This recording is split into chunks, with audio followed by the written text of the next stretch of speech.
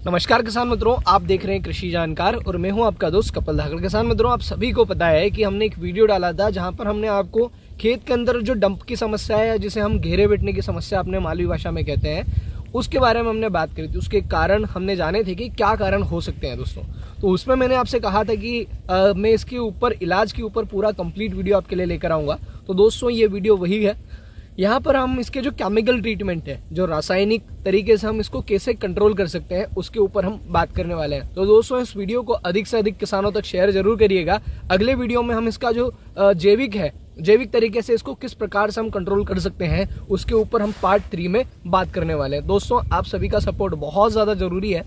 मैंने जैसी उम्मीद करी थी उस हिसाब से पहले वीडियो पर सपोर्ट नहीं मिला था, पर इस वीडियो में आपका सपोर्ट में अपेक्षित करूंगा कि आप सभी अच्छे से अच्छे सपोर्ट करें और अन्य से किसानों तक जरूर शेयर करें, क्योंकि ये जो समस्या है ये बहुत कॉमन समस्या है। मैं अगर किसी खेत में जाता हूं तो वहां पर बहुत एक कॉमन समस्या है, क्योंकि आजकल देखा जा रहा है कि बहुत बार लहसुन ले लेकर खेत की जो क्षमता है वो खत्म हो गई है। तो वहां पर डंप की समस्या आती है, पौधे जो है वो अपने आप नीचे बैठने लगते हैं। शुरुआत में जब कली में दम रहता है तब तक उगकर अच्छे चलते हैं, पर जैसे जैसे वो कली की क्षमता खत्म होती है उसके बाद में पौधा जो है वो पूरा डाउन होना शुरू हो जाता है। जैसे जैसे नॉर्मल किसानों के यहाँ पर नॉर्मल जहाँ पर घेरा नहीं बैठ रहा है उधर हाइट बढ़ेगी और उधर छोटी होती है। ये समस्या काफी किसान मित्रों ने फेस भी करी होगी।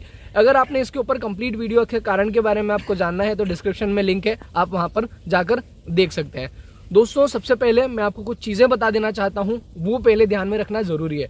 अगर मैं जो चीजें आपको जो दवाइयां बता रहा हूं उसके पहले आप समझिए कि जो भी दवाइयां इसके ऊपर आप कोई भी दवाई डालें, चाहे जैविक चाहे वो रासायनिक, ये जो समस्या है आप इसको केवल रोक सकते हैं। मतलब जैसे कि आपका 40 बाय 40 के अंदर घेरा बैठने की समस्या है तो वहीं पर 40 से 45 के आसपास वहीं पर ये बाउंडेड हो जाएगा, वहां से आगे नहीं बढ़ेगा। मतलब वो समस्या जो है वहीं की वहीं ब्रेक डाउन हो जाएगी।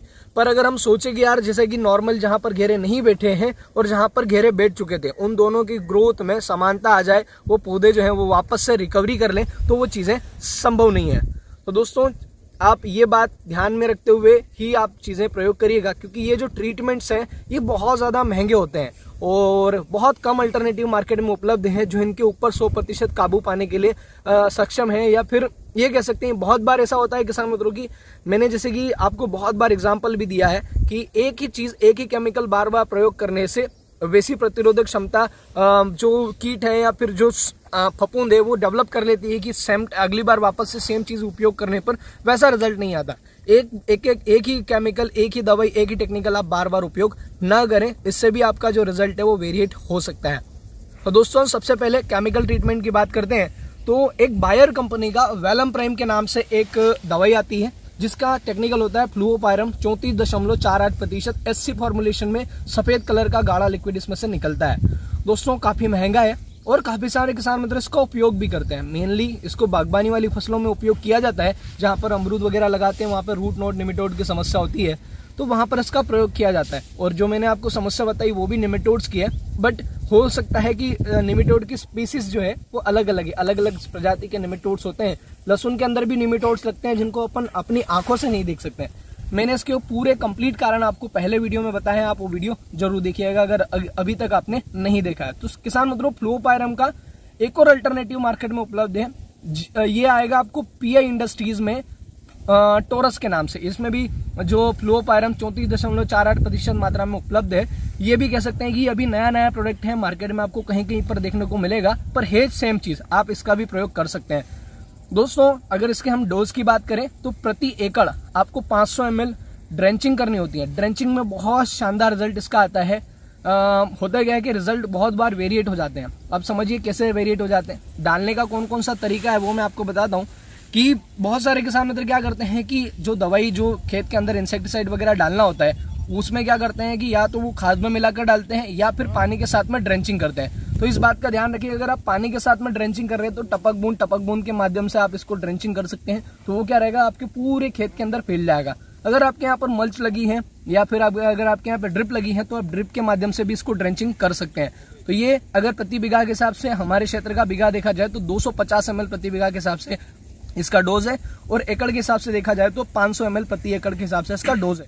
तो किसान मित्रों, सेकंड चीज की हम बात करते हैं कि सेकंड में आपको ग्रेन्यूल फॉर्म में एक चीज बताने जा रहा हूं जो बहुत ज्यादा कारगर है। काफी सारे किसान मित्र इसका भी प्रयोग करते हैं।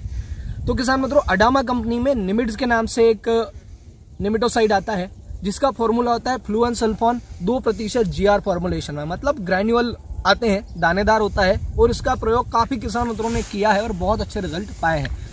किसान मित्रों, ये भी बहुत इफेक्टिव चीज है। ये आपकी लहसुन के अंदर अगर घेरे बैठ रहे हैं, मतलब डंप होने की समस्या है, तो ये आपको वहीं का वहीं ब्रेक डाउन कर देगा, आगे नहीं बढ़ने देगा। मैं ये फिर से रिपीट कर रहा हूँ, कोई भी दवाई अगर निमेटोसाइड वाली अगर आप डालते हैं तो वो आपकी जो बीमारी है उसको रोक सकता है, वापस से रिकवरी संभव नहीं है, क्योंकि उसकी जड़ें जो है वो कंप्लीटली गल चुकी होती हैं और नई जड़ें उसमें आने में समय लगता है। इतने लहसुन की जो है वो उम्र पूरी हो जाती है, तो इस बात का ध्यान रखें। और दोस्तों, दूसरी चीज एक और ये है कि अभी कुछ किसान मित्रों का ये रहता है कि अब ये सवाल आएगा कि ऐसा कोई दवाई नहीं है जिसका हम स्प्रे कर पाए तो वो हमें ब्रेक डाउन कर दे। दोस्तों, एक चीज और बताता हूँ, जिसके अंदर फ्लूपायरम आता है उसका स्प्रे कर सकते हैं। अगर आपकी लहसुन के अंदर 90 डेज के बाद में अगर चीजें समस्या आ रही है, आपको लग रहा है कि यार ये निमेटोड की समस्या है, तो आप उस समय पे स्प्रे भी कर सकते हैं। तो स्प्रे करने वाली एक दवाई आती है। अब बायर कंपनी में लूना के नाम से एक फंगीसाइड आता है, उसमें अंदर होता है टेबुकोनाजोल 17.7% प्लस फ्लूओपायरम 17.7%। तो टेबुकोनाजोल इसमें एक फंगीसाइड है और फ्लूओपायरम जो है अगर वो देखा जाए तो वो एक प्रकार का निमेटोसाइड है। तो वो आपके पत्तों से होते हुए पूरे जड़ तक फैलेगा और आपके निमेटोड्स के ऊपर वो कवर दे सकता है। आप उसका भी प्रयोग कर सकते हैं। दोस्तों, एक चीज और, अब जब भी हम एक निमेटोसाइड का या किसी दवाई का प्रयोग करते हैं तो उस समय पर हमारी किसी भी चीज कोई भी हो उसमें थोड़ा सा विपरीत प्रभाव पड़ता है।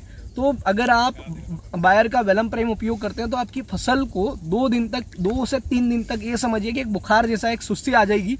आपकी लहसुन जो है वो हल्की सी पीली पड़ेगी और उसके बाद में वो ऑटोमेटिकली जो है वो रिकवरी पकड़ लेती है। तो वो जो बीमारी है वो एक ही जगह पर बाउंडेड हो जाएगी। दोस्तों, आपको वीडियो कैसा लगा, वीडियो में जानकारी कैसी लगी? अगर आपने वेलम प्राइम प्रयोग किया है या अडामा निमिट्स प्रयोग किया है, या फिर आपने जो मैंने आपको टोरस बताया, अगर आपने ये चीज प्रयोग करी है तो आप इसका रिजल्ट आपको कैसा मिला आप कमेंट के माध्यम से अन्य किसानों तक पहुंचा सकते हैं। और एक चीज, मैं इसका जो जैविक उपचार है वो पार्ट 3 में आपके लिए लेकर आऊंगा। तब तक के लिए किसान मित्रों, आप इस वीडियो को शेयर करते रहिएगा, साथ ही किसानों की मदद जरूर करिएगा। तब तक के लिए जय जवान जय किसान, धन्यवाद।